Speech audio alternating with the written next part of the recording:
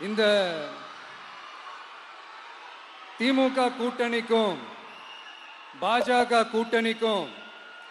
கூட்டணியுமே இவங்க ரெண்டு பேருமே வெளியில வேணா தனித்தனியா இருப்பாங்க, ஆனா உள்ளுக்குள்ள இவங்க ரெண்டு பேருமே ஒண்ணுதான்.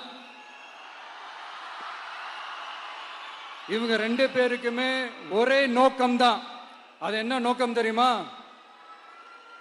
உங்களுக்காக நல்லது செய்ய, உங்களுக்காக உழைக்க, உங்களோட கூடவே நிக்க இந்த விஜய் வந்துடக்கூடாது. அதுதான் அவங்களுடைய அந்த நோக்கமே. ஏன்னா இந்த விஜய் வந்ததிலிருந்து அவங்க நிறைய இந்த ஊழல்லாம் செஞ்சுக்கிட்டு இருந்தாங்கல்ல, ஒரு லிஸ்ட் போட்டு சொன்னல, அதெல்லாம் அவங்களால செய்ய முடியாம போச்சு. எல்லாத்துலயும் மண்ணு விழுந்துருச்சு. அதனால சம கோபத்தில் இருக்கிறாங்க என் மேல.